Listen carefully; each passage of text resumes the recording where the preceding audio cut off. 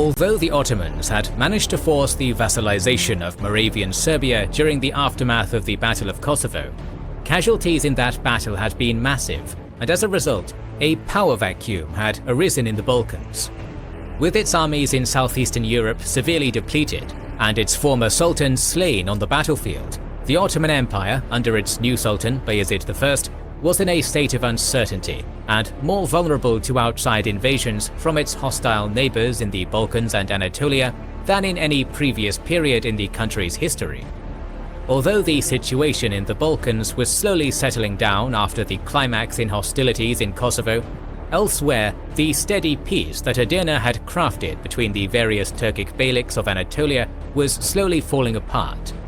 In this episode on the history of the Ottoman Empire, we will cover Sultan Bayezid's conquest of Asia Minor and the rising tensions with the Christian powers of Europe which flared up in its wake. Throughout this series, we'll be mentioning Janissaries, who were elite troops of the Ottoman Empire, so we wanted to highlight a way to learn more about the lives of these picked men through our sponsor Magellan TV, the documentary streaming service that includes the Ancient Warriors series, and in particular a full episode on Janissaries. You'll learn how these men were given to the Sultan as boys as a form of tax among the non-Muslim population. Non-Muslim being important, since that meant it was legal for them to be considered slaves. But while slaves they might have been, the empire went through vigorous processes to improve and elevate these boys so that they would stand above the common soldier, and indeed they came to be feared in battle, because the system certainly got results. To find out how all this worked, and see what made the Janissaries so fearsome, check out the Ancient Warriors series, episode 8 on Magellan TV. Obviously, there's a whole load of other stuff on Magellan TV, and it's the best place to find history documentaries on endless topics, all ad-free, with more being continually added and 4K options included at no extra cost. All of this, including Ancient Warriors, is included in the 1-month free trial available via our link in the description, so check it out.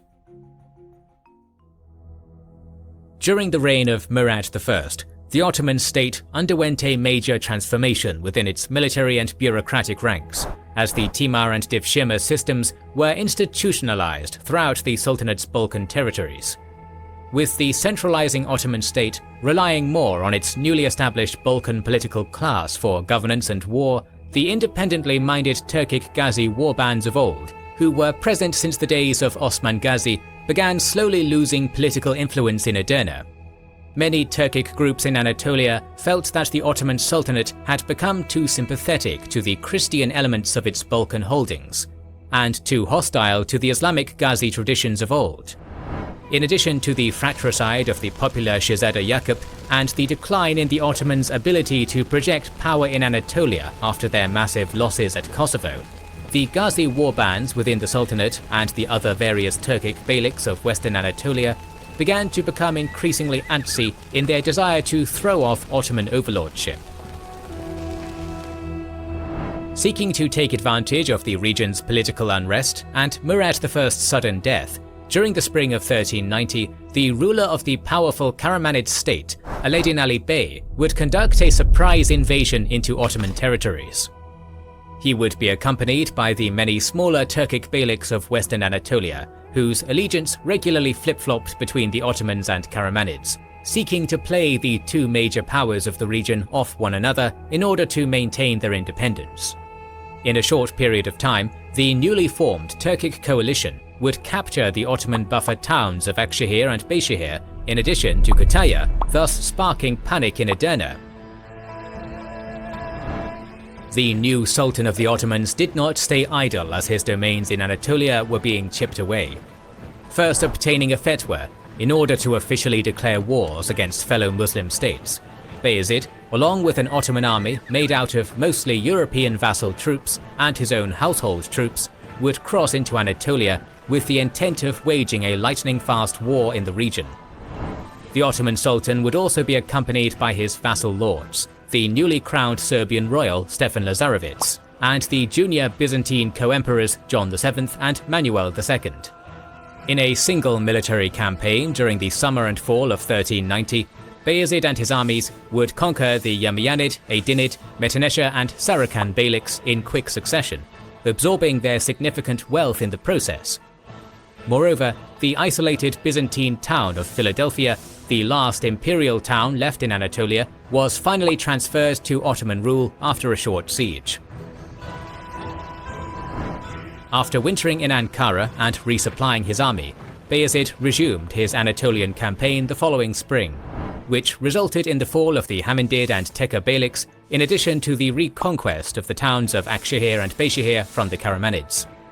After capturing large swaths of Anatolia within a short period, mainly due to the exploits of Stefan Lazarevich and his Serbian shock cavalry, Bayezid now had a large source of manpower to call on for future military campaigns into Europe. Seeing that his Turkic coalition in western Anatolia had fallen so quickly to Bayezid, Alaeddin Ali Bey scrambled to find new allies, entering into an alliance with the Genderid Beylik and the former lands of the Eretnid Beylik, which was now ruled by an Islamic scholar turned sultan called Kadi Burhanuddin. However, this new alliance would prove futile, as Ottoman forces would catch the Karamanid Bey by surprise, swiftly storming into his capital of Konya and capturing the city without bloodshed. Despite his decisive and crushing victories, Sultan Bayezid did not want to further antagonize the Turkoman nobles of the region with his war of conquest. To that end, he concluded a relatively lenient peace treaty with Alaeddin Ali Bey, in which the Karamanid ruler would submit to Ottoman vassalage and his territories reduced to the lands east of the stream of Çarşamba. It was also during this period in which Bayezid, in an attempt to legalize his claim over all of Anatolia, would brandish himself as the Sultan of Rum, a title that was once held by the former Seljuk sultans of old. With the Karamanids once again submitting to Ottoman supremacy in Anatolia, Bayezid now turned his attention up north to the Genderid Beylik. In yet another lightning-fast military campaign during the summer of 1391, Ottoman forces captured the Genderid capital of Kastamonu and annexed the Beylik into the empire. After plundering the former Genderid countryside for some time, Bayezid now turned his gaze to the domains of Kadi Burhanuddin. After swiftly capturing the border towns of Amisya and Çorum during the fall of the same year, Bayezid seemed poised to complete his total conquest of Anatolia. However, after a sudden counter-offensive led by Burhanuddin himself, culminating in the Battle of Kirktulim and the death of Bayezid's son, Şehzade Ertuğrul, Ottoman forces withdrew back into Genderid lands in defeat. As Bayezid was making final preparations to once again invade the domains of Kadi Burhanuddin the following spring, major news from Europe had begun trickling into the Sultan's tent.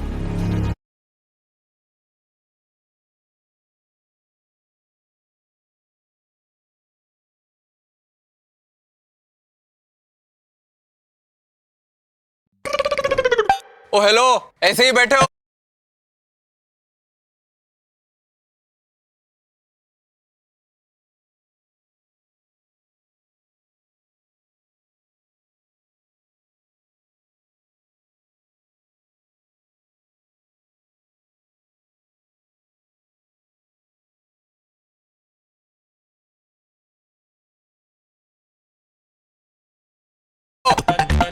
Bro देखो ना ये कैसे chill कर रहा है ए चलना जाना team banana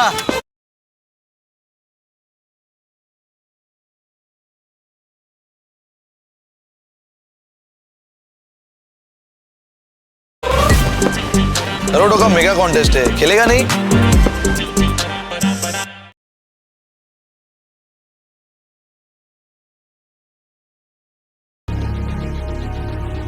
With the majority of Ottoman armies preoccupied in Anatolia, King Sigismund of Hungary and the Serbian nobleman Vuk Branković had begun plundering the domains of Serbian ruler Stefan Lazarevich in an attempt to push back Ottoman presence in the Balkans. Meanwhile, Voivode Mircea of Wallachia had also begun a series of military operations in the region by raiding deep into Ottoman Bulgaria and conquering the vital Ottoman Danube fortress town of Silistra. The Wallachian voivode had also conquered the northern half of the Despotate of Dobruja, thus gaining access to a number of lucrative Black Sea ports in the process. In addition to these Christian incursions into the Balkans, relations between Edirne and Constantinople were becoming increasingly strained, as a power struggle between the various factions of the Palaiologos dynasty erupted in the Byzantine capital city. Since the end of the previous Palaiologos civil war in 1379, the Byzantine realm was held together by an uneasy peace between the political faction of Andronikos IV and his son and co-emperor John VII, who predominantly ruled from Salimbria, and the faction of John V and his sons co-emperor Manuel II and despot Theodori I, who predominantly ruled from Constantinople and Morea. Ever since the political settlement of 1381, the mainline Byzantine succession from Constantinople was determined to be passed through John V to his eldest son Andronikos IV and then to his son John VII, thus bypassing Manuel II's claim to the throne. However, with the untimely death of Andronikos IV in 1385, the political settlement of 1381 was brought into question, as the 15-year-old John VII was now alone in his bid for the Byzantine throne. Distrustful of his grandfather and uncle, John VII would travel to Genoa in 1389 to solicit support for his claim to the Byzantine throne. But it would be the ascension of Bayezid I the same year which would give the young Byzantine emperor an opportunity to seize Constantinople. During the spring of 1390, Bayezid, who distrusted both John V and Manuel II for their open defiance against Ottoman suzerainty, would lend troops to John VII.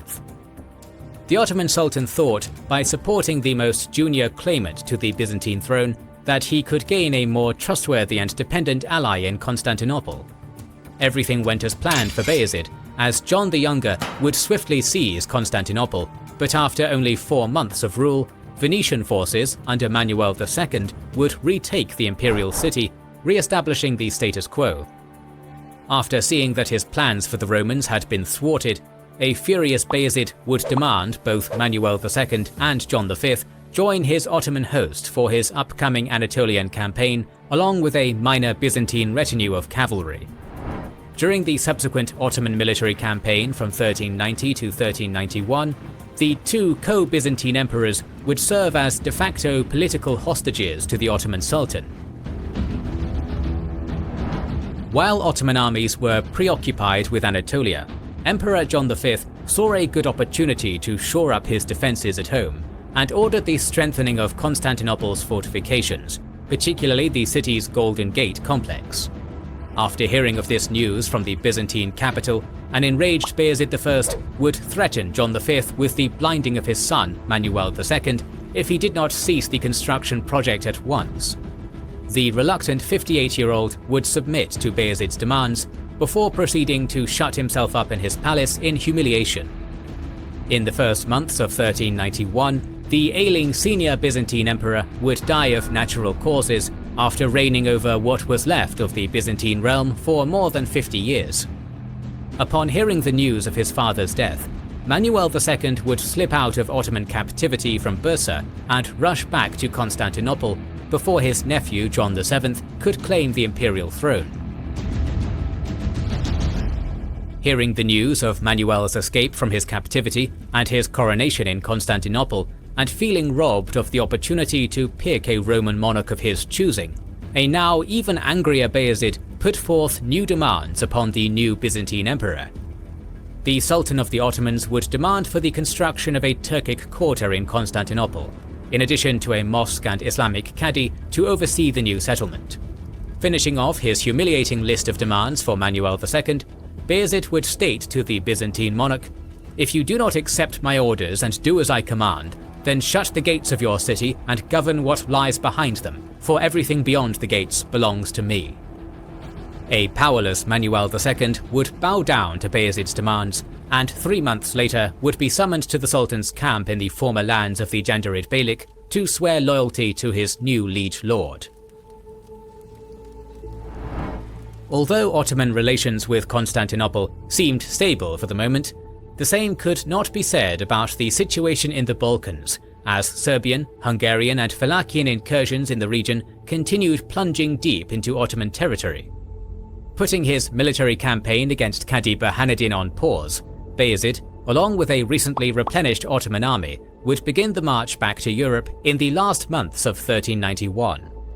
Meanwhile, in Edirne, Ottoman Grand Vizier Jandalizade Ali Pasha would coordinate limited retaliatory raiding operations into the lands of Wallachia, Hungary and Bosnia. However, by the turn of the year, Sultan Bayezid I and his main Ottoman host would enter into Europe after a lightning-fast forced march, catching the Christian powers of the region off guard. The Ottoman Sultan would begin his European military campaign by first marching on the domains of Vuk Brankovic, the last Serbian nobleman that had yet to submit to Ottoman vassalage. Retracing his father's march during the Kosovo campaign of 3 years past, would swiftly capture the major Serbian town of Skopje, forcing Brankovic to submit to Ottoman suzerainty. With all of Serbia now under his rule, Bayezid then turned his attention to Mircea of Wallachia. In a blistering campaign, Ottoman forces would reconquer Silistra from the voivode, in addition to the southern half of the Despotate of Dobruja. In addition to these conquests, Bayezid would spend the rest of the year ramping up Ottoman raids into Hungary and Bosnia. After years of fending off numerous Ottoman invasions into his realm, the Bulgarian Empire under Tsar Ivan Shishman had been reduced to a small collection of lands surrounding the Danube fortress town of Nicopolis and the main capital of Tarnovo. Seeking to finally finish off the Bulgarians before they could enter into a potential alliance with Hungary and Wallachia, Bayezid would invade the Tsar's domain during the spring of 1393. Upon hearing the news of invasion, Ivan would abandon his capital at Tarnovo and retreat to the more formidable Nicopolis, the fortress town that Murad I had unsuccessfully besieged back in 1388. This time, the Sultan's eldest son, Suleiman Çelebi, led the Ottoman host. With Tarnovo left leaderless and Ottoman forces now converging on the city, the capital's defences would be left in the leadership of the Patriarch of Bulgaria, Euthymius of Tarnovo. Ultimately, the city could not hold. After 3 months of withstanding the Ottoman siege, the exhausted defenders of Tarnovo would surrender to Suleiman Çelebi, resulting in a mass migration of Turkic settlers into the former Bulgarian capital. With the Bulgarian realm now being reduced to Nicopolis, Ottoman armies would now march on the neighbouring Tsardom of Vidin, ruled by Ivan Shishman's half-brother Ivan Stratsimir. Before sharing the same fate as his fellow Bulgarian monarch, Stratsimir would submit to Ottoman vassalage, even accepting an Ottoman garrison to be stationed in his capital of Vidin. With large swaths of the Balkans now under Ottoman rule, during the winter of 1393, Sultan Bayezid I would call forth his Balkan vassals to meet with him in the town of Seres. Having serious doubts about the reliability of his Christian subjects' allegiances, the suspicious Ottoman Sultan wished to cement his authority over his vassals to ensure none were conspiring against him. Those who answered the call were Manuel II of the Byzantine Empire, Despot Theodori of Morea, John VII of Salimbria, Konstantin Dejanovich of Velbazhd, and lastly Stefan Lazarevich of Moravian Serbia. This call to meet spooked many, as it was rumoured that Bayezid would round up and murder all of his vassal lords in order to centralise his power in the Balkans, just like he had in Anatolia. This rumour would be false, and after a few days of exchanging pledges and promises to the Ottoman Sultan, all of the Christian lords participating in the meeting were free to go back to their own holdings. However, this Ottoman exercise of psychological warfare would be the breaking point for Manuel II, as upon his return to Constantinople, he would suspend his ties with Edirne. The Byzantine emperor hoped that the mighty Theodosian walls of his capital city would deter any future attempt at an Ottoman siege. Upon hearing the news that his Roman vassal was playing hooky with him, Bayezid would begin raiding the outskirts of Constantinople before blockading the Byzantine capital altogether. In addition to directly waging war against Manuel II, Byzantine Thessaly would be quickly conquered by local Ottoman marcher lords, resulting in a territorial expansion which saw the Sultanate expand as far south as the Gulf of Corinth. In addition to the blockade of Constantinople, Bayezid would begin the building of a waterfront fortress on the narrowest point of the Bosporus in order to block maritime traffic from the Black Sea to the Byzantine capital. The construction of the Anadoluhisar, or Anatolian Castle, and its fast completion in only a matter of months, would display the Ottoman Sultan's true desire to become the undisputed ruler of the Romans. However, Bayezid's sudden blockade of one of Christendom's largest cities would have a rippling effect in Europe. As a result of the siege, and Manuel II's pleas for European military assistance, King Sigismund of Hungary would call for an anti-Ottoman crusade. Soon after, the popes in Rome and Avignon, who were in the middle of the Western Schism, would proclaim the start of a crusade against Bayezid. As envoys and petitions were sent across Europe for the upcoming crusade, the Sultan of the Ottomans would not deter his choice of blockading the Byzantine capital city. Confident in his abilities as a military general, and coming off of a string of impressive victories in both the Balkans and Anatolia, Bayezid decided to double down and go on the offensive. In our next video on Ottoman history, a massive crusading army with knights from Hungary, Croatia, Bulgaria, Wallachia, France, Burgundy and Germany will bear down upon Ottoman lands. To make sure you do not miss it, alongside any other videos on Turkish history, please subscribe and hit the bell button. And please consider liking, commenting,